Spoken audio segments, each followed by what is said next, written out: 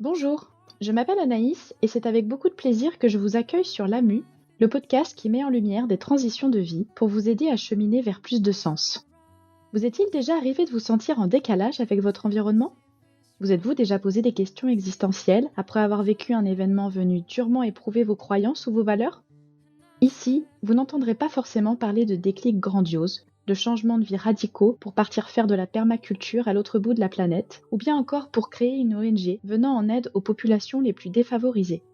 Ces trajectoires de vie, de plus en plus médiatisées, forcent l'admiration et nous font évidemment rêver. Mais elles peuvent également nous décourager, voire nous faire perdre confiance en nos capacités à nous réinventer.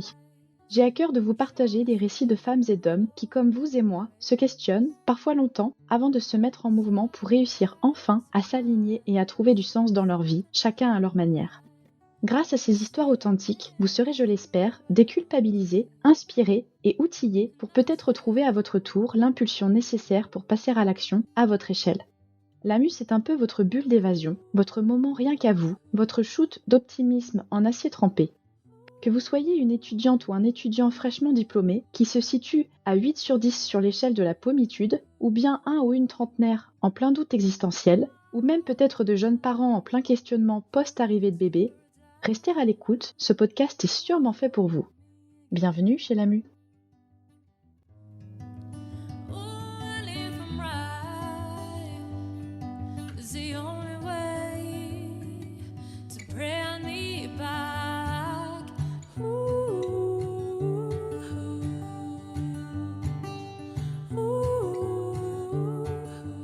Pour ce tout premier épisode, je vous propose de nous plonger ensemble dans l'histoire d'Amélie Brideau. D'abord, je tiens à vous dire, chères auditrices et auditeurs, que ce choix ne doit rien au hasard, puisqu'il s'agit d'une amie de longue date qui m'est très chère et qui m'inspire beaucoup. Pour les plus curieux, Amélie et moi avons fait une partie de nos études ensemble, et c'est durant cette courte période que le lien qui nous unit aujourd'hui s'est alors tissé pour ne faire que grandir depuis. Brillante, solaire et pleine de ressources, sont des euphémismes à mes yeux pour la décrire. Je vous laisserai en juger par vous-même dans la suite de l'épisode. La petite Amélie se projetait dans une vie d'adulte qu'on pourrait qualifier de conventionnelle, avec des enfants, un boulot stable, un mari et même le scénic qui venait compléter le tableau. C'était sans compter sur sa confrontation, une fois devenue adulte, avec la réalité de la vie professionnelle et avec les contradictions que celle-ci nous révèle parfois à nous-mêmes. Elle nous racontera ses mois de chômage qui l'ont forcée à s'immobiliser et à se retrouver seule en tête-à-tête avec elle-même. Elle reviendra sur cette période d'introspection, jalonnée de doutes, mais aussi de multiples apprentissages qui lui ont fait entrevoir tout un monde de possibilités qu'elle ne soupçonnait pas jusqu'ici. Elle, la petite fille qui se rêvait en assistante du patron, s'est alors autorisée à s'imaginer devenir LA patronne. Après avoir longtemps couru partout, sans que tout cela n'ait vraiment de sens à ses yeux, elle nous confiera son envie farouche de ne plus jamais rentrer dans le moule. Enfin, je la laisserai vous parler de son besoin d'être utile et de contribuer à véhiculer des idées novatrices qui, elle l'espère, peuvent amener le monde à évoluer dans le bon sens. De son engagement féministe à son rôle de cultivatrice du bien-être et du bonheur au travail. Place aux confidences. Salut Amélie! Salut Anaïs! Hop! Comment vas-tu? Ça va super et toi? Très bien. Je suis ravie de te recevoir sur mon podcast aujourd'hui pour papoter ensemble. Une fois n'est pas coutume, pas autour d'un verre, mais autour d'un micro. Merci pour l'invitation, ça me fait super plaisir d'être là. Bon, tant mieux. Es-tu bien installée? Tout à fait. Pour que l'immersion dans ton univers soit totale, pour celles et ceux qui nous écoutent, peux-tu nous décrire l'endroit où tu te trouves en ce moment et ce qu'il représente pour toi? Je suis dans mon canapé rouge, qui est un endroit de glande absolue, quelque part. Qui est donc un des endroits où quand j'ai besoin de me détendre, je vais. Et ce canapé rouge, il est devant mon mur de cadre, qui est un cadre de photos en noir et blanc, d'images de films ou de concerts, que des pépites de scènes trop bien qui nous font kiffer. Et du coup, j'adore ce mur et j'aime ce canapé, donc voilà. Super. Si de votre côté vous nous écoutez depuis chez vous, je vous conseille de vous installer confortablement avec une petite tasse de thé ou de café, c'est vous qui voyez. Ou si vous êtes sur la route du travail en plein bouchon, Respirez profondément et détendez-vous. Croyez-moi, Amélie va vous inspirer et vous donner le sourire. Alors Amélie, pour te présenter rapidement, tu auras 32 ans dans quelques jours. Bretonne d'origine et fière de l'être, tu vis depuis quelques années en banlieue parisienne et tu partages ta vie avec Romain, ton mari, depuis un peu plus de 11 ans maintenant. Tout est correct ? Tout à fait. Formée à la psychologie positive, entre autres disciplines, tu t'es lancée courageusement à ton compte en avril 2019 pour donner naissance à ton bébé, prénommé Comiso. Et tu proposes des ateliers, conférences, sans oublier du coaching individuel autour du bonheur au travail. Maintenant que le décor est planté, j'aimerais que celles et ceux qui nous écoutent puissent apprendre à mieux te connaître. Si tu es d'accord, je vais te poser quelques questions et je vais te demander d'y répondre de manière authentique et la plus spontanée possible. Prête ? C'est parti. Cite-moi 3 choses qui te donnent envie de te lever le matin. L'amour, rire et le soleil. Tu fais plutôt partie de la team métro au boulot dodo ou une soirée improvisée ? Ok, je suis là dans un quart d'heure. Soirée improvisée, évidemment. Évidemment. Si tu avais un super pouvoir, ce serait quoi ? Ce serait de pouvoir me déplacer en un claquement de doigts. Je sais plus comment il s'appelle ce pouvoir, mais la téléportation. Je rêverais de pouvoir me téléporter comme ça, genre pas besoin d'avion. Et en 10 secondes, arriver dans un nouvel endroit, ce serait trop génial. Quel est ton mantra ? Il y en a plusieurs. Et en ce moment, c'est « Je suis ma plus grande priorité ». Love yourself. Oh yeah. Je valide. Sinon, ça peut être Hakuna Matata. Ah, j'adore aussi. Mais quelle phrase magnifique! Team endorphine ou ocytocine ? Et explique-nous en quelques mots à quoi cela fait référence. Ok, alors endorphine et ocytocine, c'est les hormones du bonheur. L'endorphine, c'est l'hormone qui permet de moins sentir la douleur, qui endort la douleur, endorphine. Et l'ocytocine, c'est l'hormone de l'amour, c'est l'hormone des câlins qui monte quand on serre quelqu'un dans ses bras. Et c'est difficile parce que je pourrais avoir envie de répondre ocytocine parce que c'est l'hormone de l'amour et des câlins. Et en même temps, j'ai tatoué une baleine sur mon bras qui s'appelle Endorphine. Et Endorphine, c'est le nom d'un personnage d'un roman de Mathias Malzieu. J'adore les romans de Mathias Malzieu. Et il a un de ses personnages qui s'appelait Endorphine et je trouvais ça trop joli. Genre ça claque, qui est encore mieux qu'ocytocine, je trouvais. Donc ma baleine s'appelle Endorphine. Donc j'ai envie de ne pas choisir et de dire les deux. Cite-moi 2 personnalités qui t'inspirent et pourquoi ? Maya Angelou, parce qu'elle a une histoire de résilience incroyable. C'est quelqu'un qui est parti de rien, qui a fait des choses de dingue et qui écrit avec... Enfin, c'est une poète, j'allais dire qui écrit avec beaucoup de poésie. Oui, c'est une poète. Et beaucoup de ses citations m'inspirent au quotidien. Donc Maya Angelou, c'est une très grande source d'inspiration pour moi. Et la deuxième... je le dis vraiment pas souvent, mais c'est la personne qui me vient là tout de suite, c'est mon grand-père. Pourquoi ? Pourquoi ? Parce que mon grand-père, c'était un homme qui était très charismatique, qui était drôle, qui avait une énergie incroyable. Et pareil, il est parti pas de rien, mais c'est comme s'il était devenu un grand homme, en fait, au fur et à mesure de sa vie. Et du coup, c'est une très belle source d'inspiration pour moi. Une question que l'on ne t'a jamais posée et à laquelle tu aimerais répondre. C'est dur de réfléchir à une question qu'on m'a jamais posée, mais une question que j'aime beaucoup, qui est un petit peu le rêve inavouable. Je rêverais d'aller à Danse avec les stars et de danser. De danser dans Danse avec les stars, voilà. Je trouverais ça trop génial. Ok. Si un jour le rêve devient réalité, on saura, c'était prémonitoire. Faut que je devienne une grande star avant. J'adorerais, oh là là, porter des belles robes et danser avec quelqu'un qui danse trop bien. Ah ouais, ça me ferait trop kiffer. Bon, pour celles et ceux qui nous écoutent, quand je vous dis que vous allez vous marrer, voilà, je vous ai donné un petit aperçu. On va remonter le temps et se plonger dans la tête de la petite Amélie, puis la plus grande, et on va se demander de quoi rêvait la petite fille que tu étais, puis l'adolescente. Alors la petite fille que j'étais, elle voulait reproduire le schéma familial parce que ça avait l'air d'être plutôt bien. Et donc en fait, la petite fille que j'étais voulait une maison, un mari, des enfants, le chien, le scénic. En gros, D'accord. Le tableau complet. voilà, j'imaginais ma vie comme ça, quoi. Et adolescente aussi? Et adolescente aussi, ouais. Je me rappelle je sais plus en quelle classe on m'avait demandé de faire ça, de s'écrire une lettre à soi dans 10 ans, ou ouais, je sais plus exactement ce que c'était. Et je l'avais retrouvée il y a pas si longtemps que ça, et en gros, je disais que à 25 ans, je voulais avoir 2 enfants, avoir ma maison et un travail, enfin, voilà. Et j'avais pas beaucoup de rêves en plus. Eh ben, très bien. Une fois devenue une jeune adulte, comment envisageais-tu ton avenir? Alors, en tant que jeune adulte, moi, je me voyais vraiment en mode working girl. Ouais, vraiment cette fille qui est absorbée par son travail, qui a limite pas beaucoup de temps pour elle et qui court de rendez-vous en rendez-vous sur ses escarpins et qui essaye tant bien que mal de gérer son équilibre vie pro, vie perso.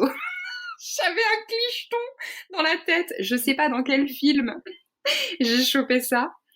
Je me voyais en working girl qui dépote. C'était un peu la Lynette Scavo des débuts dans Desperate Housewives. Voilà. Ok. À ce moment-là, quelle était ta vision de la réussite? Ma vision de la réussite, je pense que c'était avoir un bon travail, d'avoir cet équilibre vie pro, vie perso, que tout soit bien ajusté. Un bon travail, ça t'évoque quoi? Alors à l'époque, ce que ça m'évoquait, c'était quelque chose et qui m'amuse et qui fasse. Il y avait vraiment cette notion de je dois être débordée. Et du coup, c'est limite un métier où non, j'ai pas le temps.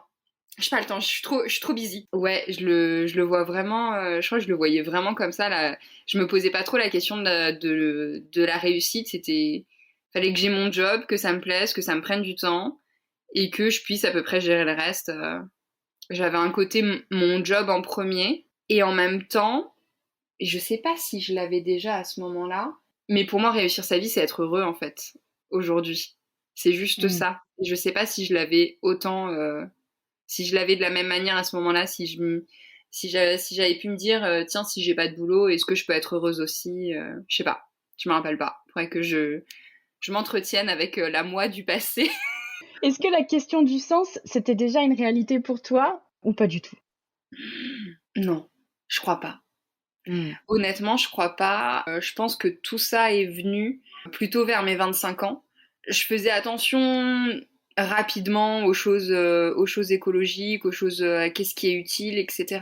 Mais en fait, tout à l'heure, tu me demandais le métro boulot dodo. Bah en fait, moi, j'étais vraiment calée et rythmée sur le métro boulot apéro dodo. Et donc, j'avais pas de temps en fait pour me poser sur qu'est-ce que j'aime, qu'est-ce qui est important pour moi. J'étais juste dans cette routine. Je rentrais chez moi le soir, j'allumais ma télé, je mangeais. Enfin, j'avais pas de temps de réflexion en fait. J'avais pas de moment à moi. Et du coup, c'est à 25 ans que j'ai eu ma première période de chômage. 26. Bref, 25-26. Et c'est là où je me suis posé plein de questions, quoi. On va évoquer ça après. Et par rapport à ton rapport aux autres et au monde, voilà, où t'en étais à ce moment-là? Est-ce que c'était facile de se lier avec les autres, de t'intégrer dans la société? Ça a toujours été facile pour moi de m'intégrer. Moi, je suis fille de militaire, donc je déménageais très souvent. Et mon anniversaire, c'est le 4 septembre, donc c'est plus ou moins le jour de la rentrée. Donc autant dire que j'arrivais dans une nouvelle ville. Bonjour, qui va être mon ami? Et du coup, j'ai jamais eu de problème d'intégration. Je suis hyper extravertie et j'ai toujours eu l'impression de fitter avec le monde dans lequel j'étais et ça m'allait très bien, quoi. On va maintenant parler du basculement en lui-même. Quels étaient les éléments déclencheurs qui ont fait naître chez toi ce besoin de trouver du sens dans ta vie? Ça peut être un déclic ou quelque chose de plus progressif. Le déclencheur, ça a clairement été le chômage. Ça a été de me retrouver un peu du jour au lendemain, seule avec moi-même. ce qui n'était quasiment jamais arrivé avant. Je m'étais toujours dit non mais moi je serais pas au chômage, j'avais fait toutes mes études en apprentissage et du coup j'avais beaucoup d'expérience et donc je m'étais toujours dit bah ça va être facile de trouver un job, sauf qu'à un moment donné bah non, c'était pas si facile que ça. Je bossais dans l'événementiel donc c'était beaucoup de CDD ou de contrats courts et quand je me suis retrouvée au chômage, j'ai eu ce truc de je fais quoi? Les premiers jours, j'étais non-stop entre ma télé et mon téléphone, je pense, internet, où je crée des albums photos. Je devais probablement faire ça, et je me suis dit, mais en fait, je vais pas pouvoir faire ça tous les jours. Et j'ai un côté un peu extrême sur certains points. Comme je peux être accro à des choses, j'ai une tendance à dire, je regarde trop la télé, ben j'enlève mon décodeur, comme ça j'arrête complètement. Ah oui, c'est extrême. Et j'ai fait beaucoup de choses comme ça, en fait. Dès que je sentais que je pouvais devenir trop accro, j'étais genre, non, mais c'est pas grave, hop, je mets de côté, dans un placard, dans le garage, et j'y touche plus du tout. Parce que Tout ou rien. voilà, un peu tout ou rien, j'ai du mal à me contrôler. Et donc, j'ai enlevé mon décodeur et je me suis dit, maintenant, je vais continuer à regarder des choses, mais je vais le choisir. Je vais pas être là en train de zapper un peu idiotement. Et je vais vraiment aller à la recherche des choses que j'ai envie de regarder. Et d'un coup, je me suis mis à regarder plein de caches investigations sur plein de sujets différents, à regarder des reportages sur, des choses sur l'écologie, sur le féminisme, à regarder énormément de tutos pour faire des choses par moi-même. Et je me suis dit, ok, bah en fait, ça va être ça ma manière de m'occuper. Et donc, au fur et à mesure, j'ai commencé à faire des choses, à fabriquer des choses avec mes mains, ce qui était assez nouveau pour moi, à fabriquer des choses qui étaient utiles, qui faisaient sens. Très vite, je me suis engagée dans des assos. Donc j'ai commencé à travailler gratuitement pour certaines personnes parce que bah, ça me permettait de rencontrer des gens, de sortir un petit peu du cadre, même de mes amis, parce qu'en fait, j'étais plus une jeune cadre dynamique comme eux. J'étais devenue une chômeuse et j'ai eu besoin de rencontrer d'autres personnes pour échanger d'autres choses, parler sur d'autres sujets et bosser dans des assos, c'est ce que ça m'a apporté. Donc le point de bascule, c'est clairement le chômage. Dans ta vie personnelle, t'en étais où à ce moment-là? 2015, je venais de me marier. J'étais plutôt bien dans mes pompes. Tu vivais déjà à Paris. Ouais. Je vivais à Paris, je venais de me marier. J'avais eu mon diplôme peu de temps avant de mon master en management de projet événementiel et j'avais mes amis et tout se passait bien. Hmm. Ah non, 2015. J'ai une toute petite famille. 2015, il y a eu 3 décès à 4 mois d'intervalle. Donc on a 3 enterrements et un mariage au lieu de 4 mariages et un enterrement. Mais ça, je pense que ça m'a pas mal, mine de rien, je pense que ça m'a pas mal chamboulée. C'est une époque où j'ai commencé à m'ouvrir de plus en plus à tout ce qui était développement personnel. J'ai rencontré le fondateur de TEDx Vaugirard Rhôde, qui est aussi le curateur aujourd'hui de TEDx Paris, Stéphane Roger. Et donc j'étais son bras droit pendant 2 ans. Et lui, il est thérapeute, donc il m'a ouvert à plein de choses, il m'a beaucoup formé, il m'a mentoré. Et j'ai découvert tout un tas de trucs. C'est à peu près à ce moment-là où je suis partie en Inde, je suis partie au Népal, j'ai commencé à faire pas mal de voyages, à m'ouvrir davantage. Et tout ça a participé, en fait, je pense, mine de rien, à la quête de sens. Les 3 décès dont tu parles dans ta famille, ça a produit des questionnements par rapport à ton rapport à la mort ou au contraire une soif de vivre encore plus importante? Qu'est-ce que ça a eu comme conséquence? J'ai un côté assez détaché par rapport à tout ça. C'est que bon, bah quand on est vieux, à un moment donné, faut mourir, quoi. Il y a ce truc où c'est la vie. Genre la mort, ça fait partie de la vie, donc c'est la vie. En revanche, il y avait des injustices. Quand la tante de mon père, mais bref, qui avait 55 ans, quelque chose comme ça, elle est décédée d'un cancer en 4 mois, en laissant un petit garçon de 13 ans. Bah ça, c'était injuste. Que mon grand-père parte d'une crise cardiaque alors que il avait encore plein de choses à vivre, ça me semblait être un peu injuste. Il avait 76 ans, il me semble. Mais pour moi, il pouvait aller encore beaucoup plus loin. J'aurais bien aimé. Mais ça, c'était injuste. Ma grand-mère, ça m'a semblé assez... Enfin, elle était malade depuis longtemps. En fait, j'ai ce truc de... Quand t'es malade longtemps, mine de rien, la mort, ça peut être aussi un soulagement. parce que c'est trop dur en fait de souffrir pendant tout ce temps, alors que quand on est dans le meilleur de sa forme et que tout va bien, bah là il y a un côté un peu plus injuste. Après, mon grand-père, je sais qu'il voulait désespérément rejoindre ma grand-mère et donc il était très content de mourir. Mais n'empêche que moi, j'aurais bien aimé qu'il reste un petit peu plus longtemps. Et je pense que ce que ça m'a appris aussi, c'est que ma mère, elle a toujours, toujours, toujours été là.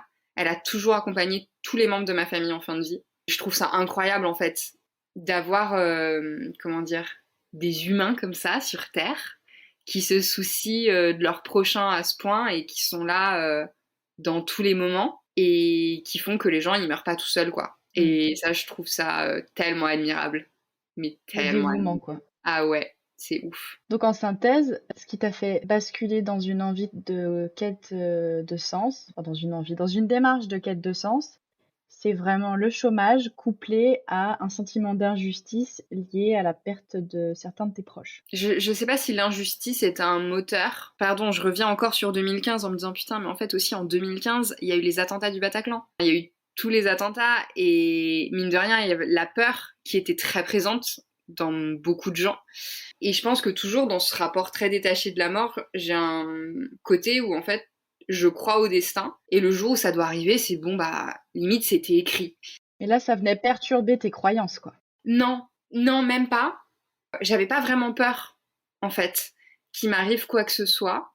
Je me disais, mais si je meurs aujourd'hui, je serais morte heureuse. Enfin, je sais que moi, mourir, ça me fait pas peur du tout, parce que je suis plutôt contente de tout ce que j'ai accompli jusque-là, et c'est cool.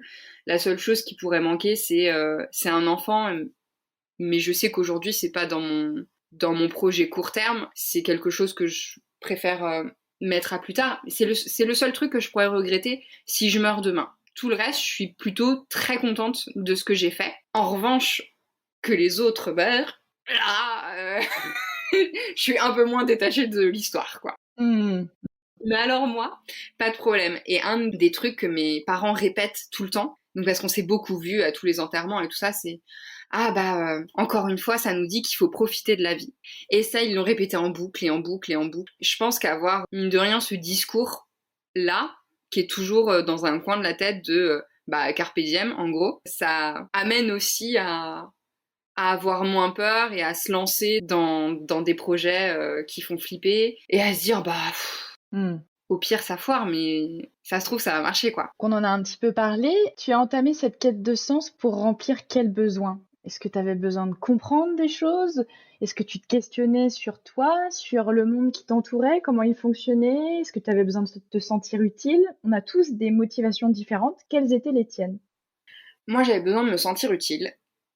J'avais besoin de sentir que je contribuais à faire quelque chose. Quand j'ai co-organisé TEDx Vaugirard Road, je contribuais à partager des idées, j'allais dire incroyables, novatrices, des belles idées qui pouvaient amener le monde à changer. Je pense que j'avais besoin de ça. J'avais peut-être aussi besoin de quelque chose qui me rende fière. C'était des choses que tu éprouvais pas jusqu'alors, de te sentir utile et de te sentir fière de ce que tu accomplissais? Je pense que je l'étais d'une certaine manière, mais c'était assez superficiel. Je me sentais utile parce que j'aidais mon équipe, j'organisais des événements de fou. J'étais fière de moi quand les événements étaient réussis. Mais en soi, tout ça, c'était un petit peu superficiel. Quasiment toutes les semaines, j'allais dans des palaces à Paris pour faire des déjeuners avec des personnes qui bossaient dans la finance. Bon, quel est le sens à tout ça? Moi, j'étais contente. C'était joli, on mangeait bien. Tu t'éclatais, quoi. Ouais, je m'amusais, mais il n'y avait pas d'utilité à tout ça. Et si c'était à refaire, tu ferais différemment ou tu considères que ça t'a apporté des choses et que c'est peut-être aussi pour ça que t'en es là aujourd'hui? Non, c'était une expérience. J'ai tendance à ne pas vouloir changer des choses du passé, même ce qui fait super mal, parce que c'est ça qui permet de grandir et d'apprendre. Je suis d'accord. Donc non, je le garderai. C'était la période un peu bling bling qui m'a mis des paillettes dans les yeux et c'était rigolo, mais voilà, c'était bien que ça dure pas trop longtemps. Et au moment où tu as entamé cette quête et que tu t'es dit j'ai besoin de me sentir utile, tu t'étais fixé des objectifs ou tu étais plutôt voilà, un peu paumé et que tu cherchais du sens et tu te laissais porter? Je me suis toujours laissée porter. Mm. Toujours, Le toujours. fameux carpe diem. Ouais, ouais, ouais. J'ai toujours été là où l'envie allait et là où je trouvais du plaisir, en fait. Le seul moment où je me suis fixé un objectif, c'est surtout l'aspect féministe qui a été très important pour moi dans mon développement, parce que j'ai longtemps considéré que j'avais manqué de rôle modèle féminin qui soit fort, ou en tout cas qui m'inspire d'un point de vue plus professionnel, d'un point de vue humain. J'ai ma maman qui est incroyable, j'ai eu mes grands-mères, etc. Ma tante, ma tata adorée. Mais d'un point de vue pro, je l'avais pas en fait. J'avais trop de mères au foyer autour de moi. Quand je prends du recul sur comment je me voyais en jeune adulte et où j'en suis aujourd'hui, bah, je pense que je voyais tout petit. À un moment, du coup, je m'étais fixé un objectif. Donc après, elle m'a dit, ok, j'ai pas suffisamment de rôle modèle. Je me suis dit, bah ok, je vais les chercher. Mon objectif, c'était d'avoir un rôle modèle par jour, une histoire de femme qui avait fait un truc incroyable. Et moi, j'adore les histoires de résilience parce que, en vrai, il y a aucun succès qui ait une ligne droite continue de ah waouh c'est incroyable, on marche dans un petit chemin de fleurs pavé pavé de bonnes intentions. Le succès, on passe toujours par toutes ces phases de montagne russe, de ça monte très haut et en fait on se casse la gueule et on fait des roulés-boulis dans la boue et on finit par réussir à gravir une marche. Et en fait moi c'est ça qui m'intéresse et qui m'intéressait beaucoup quand je cherchais ces histoires, c'était comment est-ce qu'elles en ont chié et comment est-ce qu'elles ont dépassé le truc pour atteindre ce qu'elles ont réussi à atteindre. Mm. Et je pense que c'est le seul objectif que je m'étais vraiment fixé, c'était de trouver chaque jour des nouveaux rôles modèles. C'est quand même assez flagrant et moi ça me marque de t'entendre dire que tu avais vu petit. Mm. Tu penses que c'était dû à quoi? Un manque de confiance? Non, c'était dû au fait que donc famille militaire, donc famille très machiste, beaucoup de femmes au foyer. Par exemple, je m'étais jamais imaginée entrepreneur ou je m'étais jamais imaginée patronne. Quand j'ai démarré après mon bac, tu veux faire quoi? Bah, je vais faire un BTS assistante de direction et je me voyais assistante d'un patron. Je visualisais même pas la patronne en fait. Pour moi, Mm. c'est ça toute l'importance des rôles modèles, c'est d'avoir quelqu'un qui te ressemble, qui fait des trucs que tu penses ne pas pouvoir faire, mais en fait, si t'as quelqu'un qui l'a fait en toi, tu dis oh, mais en fait, pourquoi pas moi? Et pour moi, c'était important de voir que des femmes pouvaient faire des trucs de ouf parce que je le voyais pas dans mon quotidien en fait. C'était déjà de la psychologie positive. Tu visualisais un parcours positif pour Ah t'inspirer. oui, oui, l'optimisme, ça m'a plutôt toujours caractérisé. Je confirme. Tu en as déjà parlé un petit peu jusque-là. Quelle forme cette quête de sens a-t-elle prise? Est-ce que c'était un travail d'introspection, un travail analytique, professionnel, des voyages, ou tout ça un petit peu mélangé? Tout ça mélangé. Il y a eu les voyages, il y a eu l'introspection qui est d'abord venue par j'écoute beaucoup de TED Talk, je lis. Je commençais à tester des thérapies un peu alternatives, des choses comme les constellations familiales, des choses un petit peu nouvelles qui m'intriguaient. Plus de temps à faire un travail plus approfondi avec du coaching ou de la thérapie. Voilà, je prenais des petites touches en fait par-ci par-là et je remplissais mon petit panier. Les formations aussi, bien sûr, et les discussions. Je pense que il y a un moment, je sais pas si c'est un moment de vie, mais que j'ai trouvé assez semblable avec certaines amies, où on s'est mis à parler de choses dont on parlait jamais avant. Et en fait, le fait d'échanger, bah, ça nourrit vachement, quoi. De se dire, ah, mais ok, en fait, je suis pas la seule à me poser ces questions-là. Et en fait, on est un peu toutes dans le même bateau. Et je trouve que tous ces échanges-là, ils étaient hyper importants pour moi. J'allais te demander s'il y avait des personnes qui t'avaient inspiré durant cette période. Tes amis en faisaient partie. Est-ce que tu as eu d'autres personnes autour de toi qui t'ont inspiré à ce moment-là? C'était mes amis, donc Stéphane Roger qui m'apprenait beaucoup avec tous les TED et les TEDx. J'avais aussi une ancienne manager qui s'appelle Aline, qui m'inspirait beaucoup. Elle était en phase de quitter son job de responsable événementiel dans un grand groupe dans lequel elle bossait depuis plus de 10 ans, donc super poste, super bien payé et tout, pour devenir sophrologue. Et elle m'a beaucoup inspirée parce que c'était vraiment une femme leader en fait. Pour moi, c'était une femme forte qui savait manager une équipe. Elle était très drôle. Elle est toujours très drôle. Et elle avait plein de qualités humaines que j'admirais vraiment. Donc elle fait partie des personnes qui m'ont inspirée en tout cas sur ma route, quoi. Ça me permet de faire une transition facile vers les qualités humaines, les valeurs qui te sont chères. Il y a plein de valeurs. Les deux fondamentales, c'est la joie et l'amour. Pour moi, tout part de là. Et après, ce qui est vraiment hyper important pour moi, c'est d'explorer, d'apprendre et de créer. Être toujours en mouvement pour grandir, pour se développer, apprendre de nouvelles choses, créer de la valeur après avec ce qu'on a appris, le transmettre peut-être à d'autres. Et puis en sous-jacent de tout ça, il y a l'honnêteté, l'authenticité, qui sont pareil, une base saine et solide, quoi. Je partage. Tu m'as déjà parlé de quelques-unes des ressources et des outils dans lesquels tu as puisé pour trouver des réponses. On va peut-être pas revenir dessus, mais est-ce que tu aurais, je sais pas, 2, 3 ressources à nous citer comme ça, que tu conseillerais à quelqu'un qui commence tout juste à se poser des questions? Les livres que je recommande le plus. Le premier, c'est un livre de psychologie positive, c'est 3 kiffs par jour par Florence Servan-Schreiber. Et ce livre, c'est une pépite. En fait, Florence Servan-Schreiber, elle a rien inventé, elle a vulgarisé des études de psychologie positive qui venaient des États-Unis. Et rien que ça, c'est du génie en fait, parce qu'elle l'a super bien fait. Elle a popularisé les 3 kiffs par jour, notamment en France. Enfin, c'est vraiment une petite pépite, ça se lit très facilement. Donc voilà, vraiment, je le recommande. Il y a plein d'exercices pratiques, de choses qu'on peut faire pour booster notre quotidien.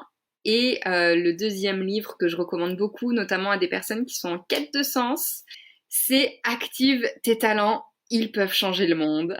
Oh là là! Mathieu Dardaillon. Comment dire que je partage? Ça a été le livre qui a fait débuter ma propre quête de sens. Donc oui, je recommande. Des films, des livres, d'autres types de ressources comme ça qui viendraient spontanément. Le but, c'est pas de faire une bibliographie complète. Au tout début, j'écoutais beaucoup le podcast Oui, change ma vie. Pareil, c'est des formats d'épisodes plutôt courts avec à chaque fois un exercice très concret et pratique que je trouve C'est vraiment du développement personnel. Ouais, Par exactement. Clotilde Dussoulier. Et en film, moi, un de mes films préférés, c'est Le Cercle des poètes disparus. Et du coup, pareil, c'est juste de la poésie et de la vie. Je trouve que le message de ce film, il est génial parce qu'il y a tellement de messages qui sont passés. Il y a le profite autant que tu peux et le c'est ok d'être différent. Justement, la différence, elle est célébrée. Il y a une citation de Maya Angelou qui dit « Si tu cherches à être normal ou si tu cherches à être comme tout le monde, tu ne sauras jamais à quel point tu peux être exceptionnel. » Waouh! Et pour moi, c'est aussi un peu le message du film. Et ce côté de c'est facile de suivre la masse, d'aller dans le sens de tout le monde. Mais en fait, parfois, on n'a pas envie, quoi. Et c'est ok. Écoutons-nous. Ah là là, que d'inspiration, que d'inspiration! Est-ce que dans tout ça, au-delà des ressources, tu te souviendrais d'une phrase, d'un conseil qui t'a été donné? Ça a peut-être même été prononcé de façon anodine, mais toi, ça t'a marqué? Ouais. C'était quoi et de qui? Ok. Alors, c'est la 3e fois que j'en parle dans ce podcast. Je ne pensais pas en parler autant. Stéphane Roger, encore lui. On va le taguer dans la barre d'infos. Quand j'ai décidé de me former en bonheur au travail, ça a été très très vite. J'avais regardé quelques semaines ou mois auparavant les formations qui existaient, j'avais un petit peu comparé qu'est-ce qui est bien, qu'est-ce qui est bon. Puis c'est un petit peu comme si je regardais tous les trains passer, puis d'un coup je me dis oh, je monte dedans. Mais quand je dis je saute dedans, c'est que j'ai appelé la fabrique Spinoza, je leur ai dit bonjour, est-ce qu'il vous reste de la place pour demain? Donc un peu surprise, bah, attendez je vais regarder, etc. Bon, on me trouve une place. Et je commence à paniquer un peu. Et j'appelle Stéphane. Et je lui dis, putain, je viens de claquer 1200 € en 5 minutes. Là, je suis pas bien. Parce que mine de rien, pour moi, c'était un gros budget. Toutes mes études avaient toujours été gratuites parce qu'elles étaient en apprentissage. 1200 € pour moi, c'est un budget pour un joli voyage. J'avais jamais mis une somme pareille pour une formation ou pour moi. Et en fait, Stéphane m'avait rassurée et m'avait dit, tu viens d'investir sur toi-même. C'est le meilleur investissement que tu puisses faire. Puis ça allait mieux. Je me rappelle. Je me rappelle de cette phrase, ouais. Et aujourd'hui, c'est vraiment quelque chose, quand je peux me dire « Oh là là, je suis en train de mettre 70 € encore dans un truc ou X dans une formation. » Bah ouais, mais en fait, j'investis sur moi et ça paye. J'investis financièrement, mais derrière, je récolte.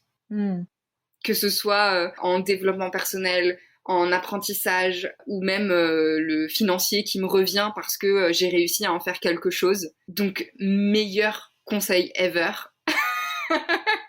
Misez sur le cheval que vous êtes. Exactement.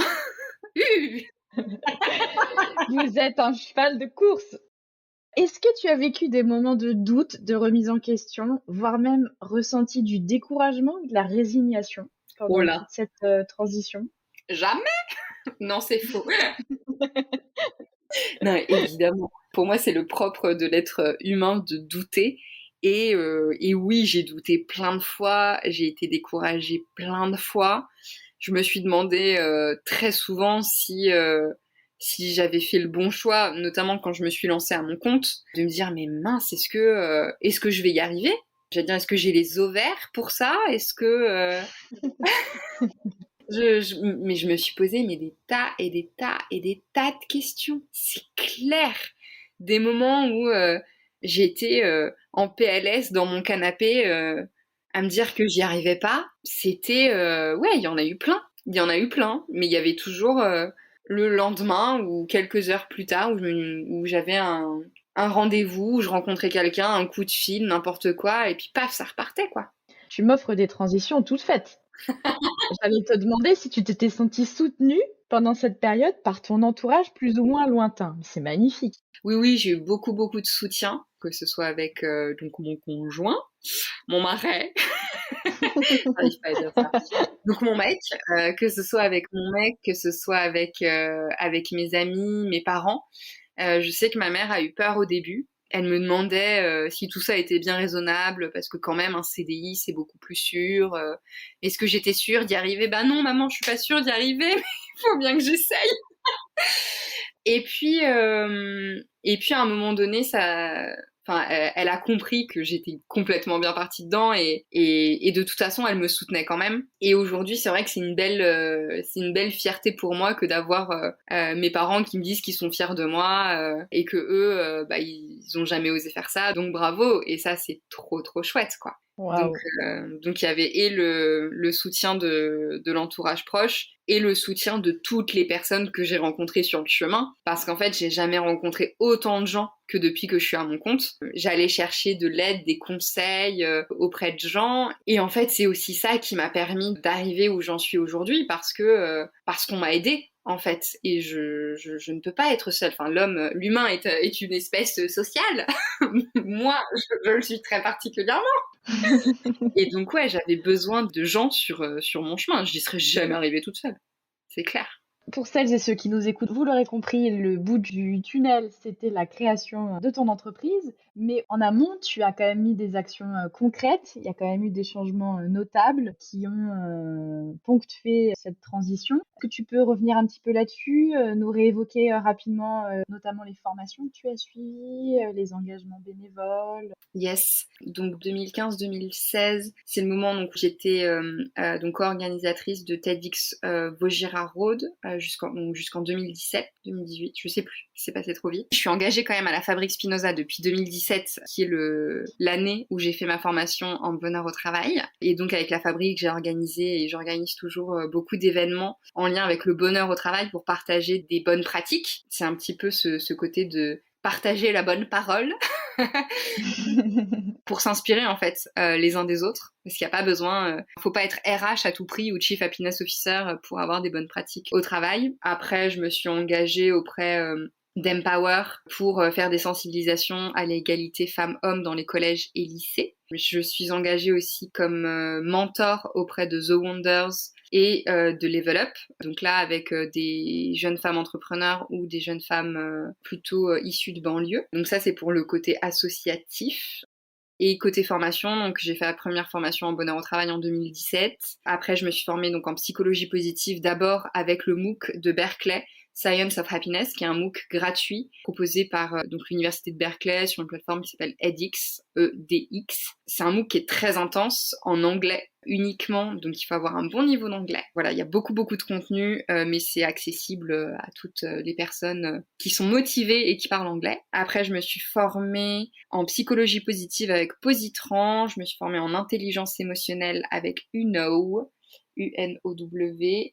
Je me suis formée en analyse transactionnelle avec Stéphane Roger. Je me suis formée... Encore lui. Encore lui, il revient. Ah mais j'ai oublié ma formation de coach. Donc dire que tu aimes apprendre, c'est un euphémisme. Disons qu'à partir du moment où j'ai commencé en 2017, je me suis plus vraiment arrêtée. Et ouais, j'étais en train d'oublier le coaching qui m'a pris une année de formation au taquet. Enfin bref, ça a pris une bonne grosse année. Tu es une jeune diplômée depuis peu. Exactement. Tellement d'étapes. Et oui. Donc tout ça entre 2015 et aujourd'hui. Yes. Donc c'est pas si long que ça finalement. Mm-mm. Aujourd'hui, avec le recul que tu as pris sur cette période de remise en question, te sens-tu épanouie? Vous ne la voyez pas, mais moi je la vois. Et comment dire que les yeux brillent autant que la dentition? Est-ce que tu te sens pleinement alignée avec tes valeurs et tes aspirations profondes? J'ai quelques éléments de réponse, mais si tu veux ajouter quelque chose, sens-toi à l'aise. Oui, je me sens complètement épanouie, complètement alignée. L'entrepreneuriat, c'était effectivement pas un choix facile et j'en ai chié. Il y a toujours des moments où ça peut être un petit peu compliqué. Pardon pour la vulgarité sur ce podcast. Excusez-moi. J'ai parlé de la valeur authenticité tout à l'heure. Je suis pour un discours inclusif, donc ça comprend aussi voilà, les éléments de langage. Mais ouais, du coup, ce que je disais, c'est que c'était pas l'option facile, en tout cas, mais l'option la plus enrichissante. Et depuis que je fais ce que j'aime tous les jours, que je le fais en étant raccord avec qui je suis, c'est-à-dire en n'étant plus à essayer de me mettre dans un moule. Quand je bossais dans la finance ou dans l'événementiel, j'étais là avec mes petits talons, mes petits escarpins, à essayer de faire tout bien, mais je savais que je rentrais pas dans le moule, mais j'essayais, je me forçais un petit peu, je me contorsionnais. Bon bah maintenant, je teste d'être complètement moi, avec toute ma folie et mon énergie qui peut partir beaucoup trop loin. Mais ça a l'air de plaire aux gens et même aux entreprises. J'allais dire Hamdoulilah, enfin, c'est trop bien quoi. Ton entreprise, donc on l'a dit plus haut, s'appelle Comiso. Ce n'est évidemment pas un choix par hasard d'avoir opté pour ce nom, qui, tu l'expliques sur ton site, définit le sens de ta mission. Autrement dit, accompagner et prendre soin. Ces deux expressions résument bien le sens que tu souhaites donner aujourd'hui à ta vie? Ouais, accompagner et prendre soin, c'est vraiment c'est ce qui caractérise mon travail en fait. Je pense qu'il y a plein de choses qui sortent, qui viennent naturellement à l'esprit quand on me voit. On pense tout de suite énergie positive, gros smile, etc. Du coup, j'avais envie d'insister sur ce côté d'accompagner aussi en douceur, de suivre le rythme des personnes en face et vraiment de prendre soin de l'autre.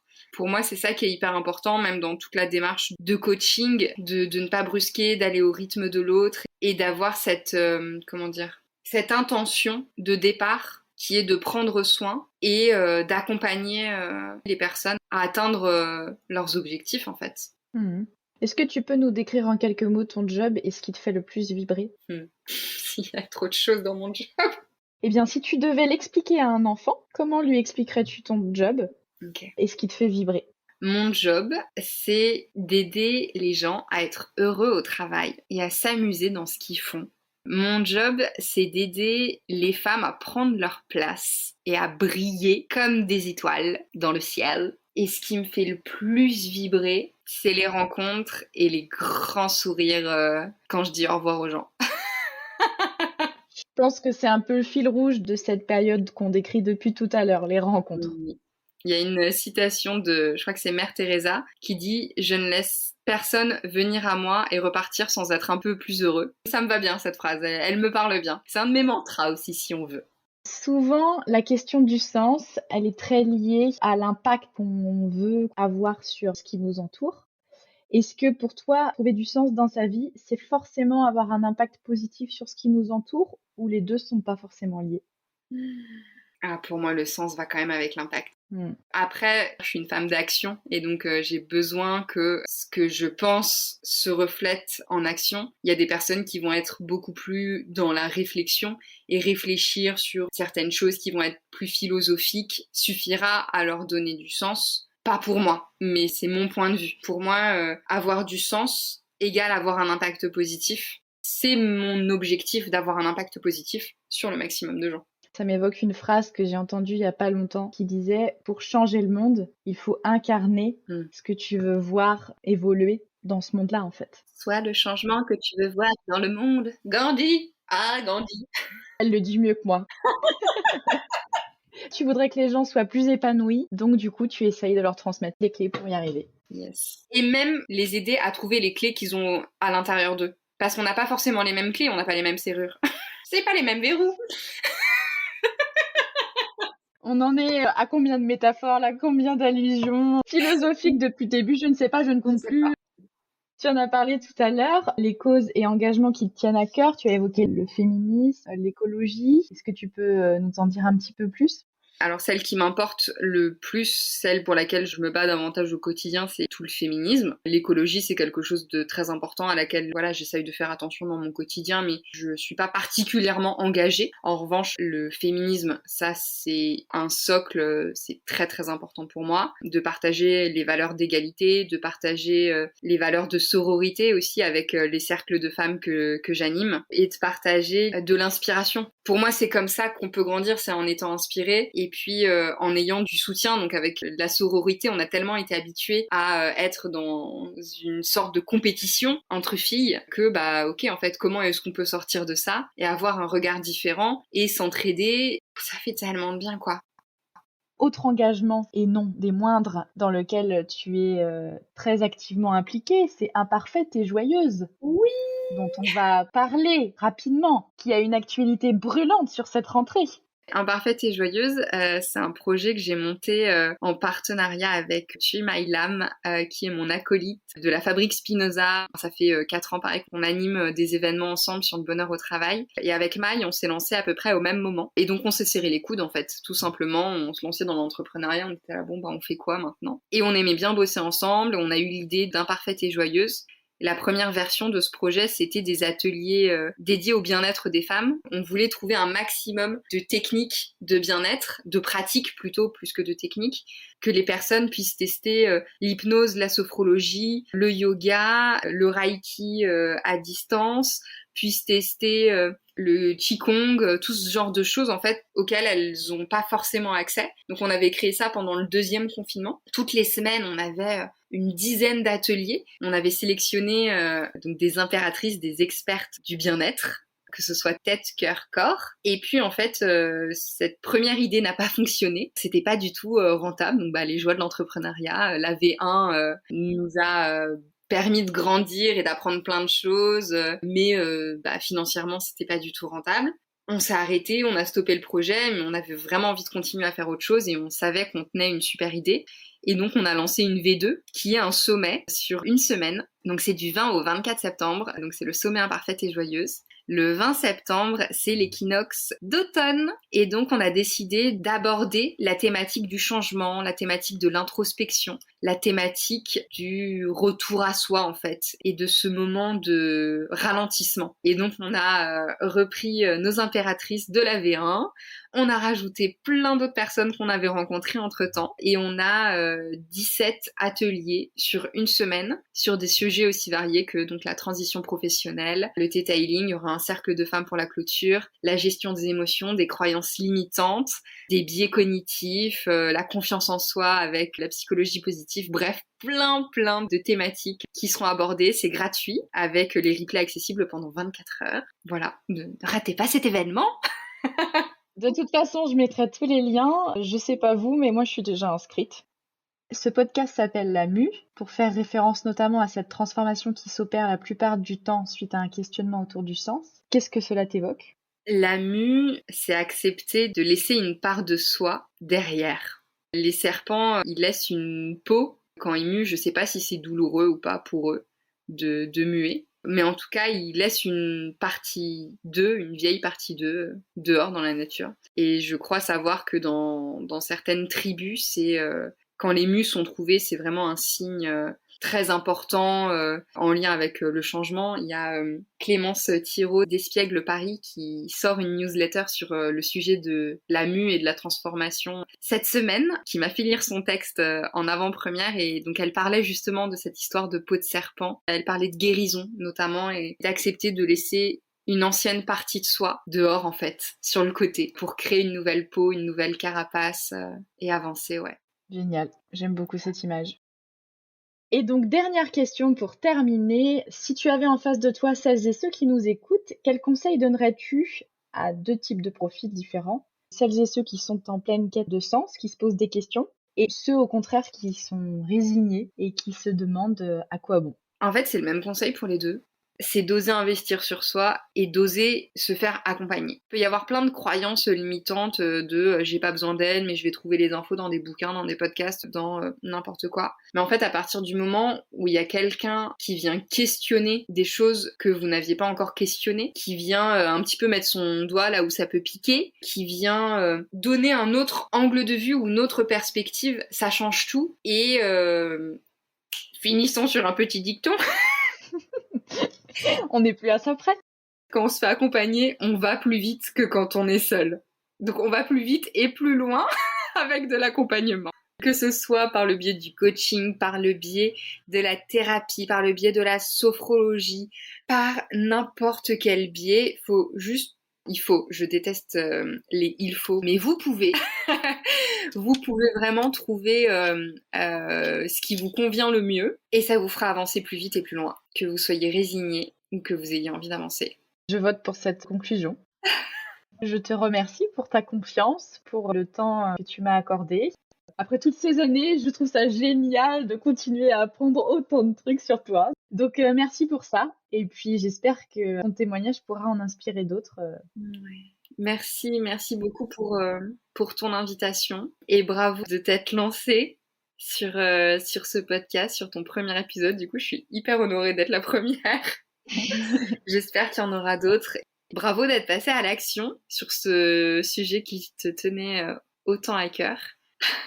Eh bien, merci à toi et puis à bientôt. Oui, à bientôt. Ciao! Ciao. Fin du voyage, ce premier épisode se termine ici. Avant de vous laisser reprendre tranquillement le cours de votre journée, je tiens, Amélie, à te remercier une nouvelle fois pour ton partage d'expérience. Merci également de m'avoir fait confiance et de t'être livrée à cœur ouvert avec toute la générosité que je te connais. Tu as réussi haut la main à nous transmettre ta bonne humeur et ton optimisme en acier trempé.